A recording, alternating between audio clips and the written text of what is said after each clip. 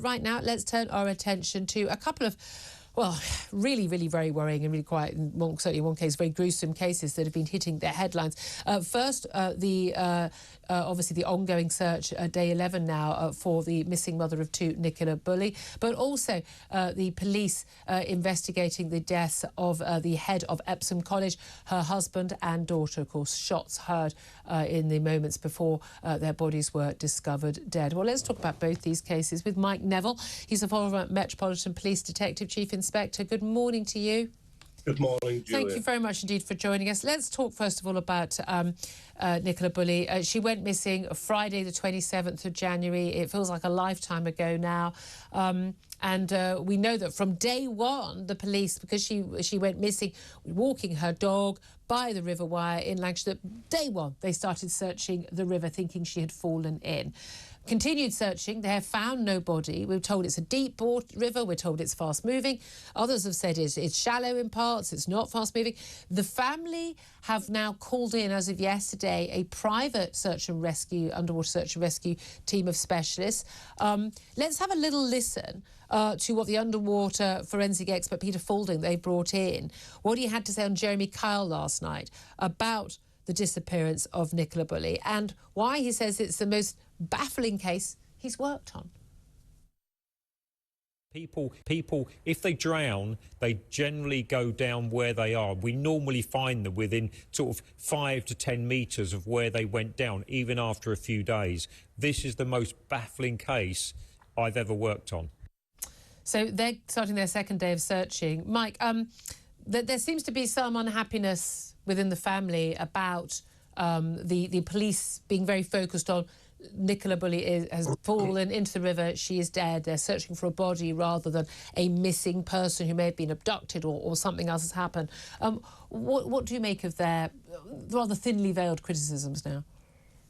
Well, I'm surprised at what he's saying there. If you look at the tragic case of Anthony Knott, who was a fireman who fell into the river in Sussex in 2020, he was found after 21 days, 8 miles away towards the sea.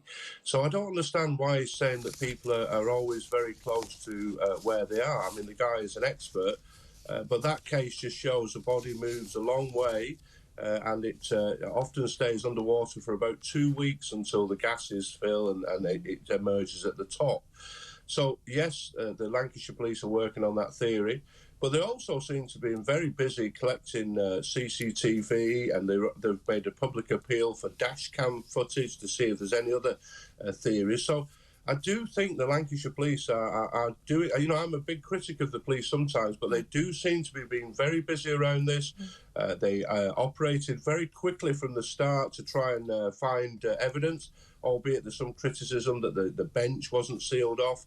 But I don't think if she's in the river, tragically, then she would be. The river moves. The river moves towards the sea.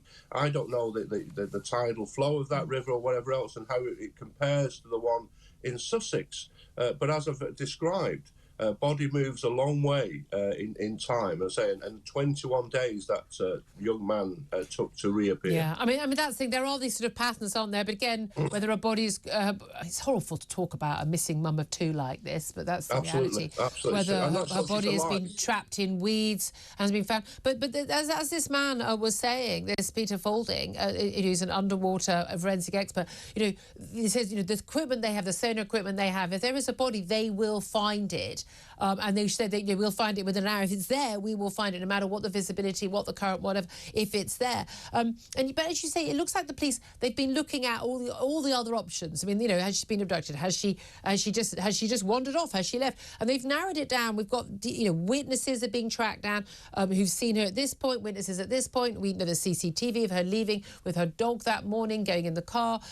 They seem to have narrowed down to a 10-minute window where she was somewhere around this bench. That's where her phone was left, the dog's collar and lead left, and they've narrowed it down to that and what could have happened in that time and space. But as family members were saying, people don't just disappear like that, but actually they do. People do just disappear sometimes and aren't found of or heard of again. It is tragic. I mean, I ran the missing persons unit in Lambeth.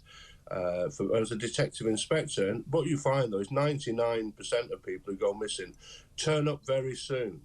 You know, kids who go missing from a social services home, or, you know, older people who've got dementia and wander off, and thankfully they're found.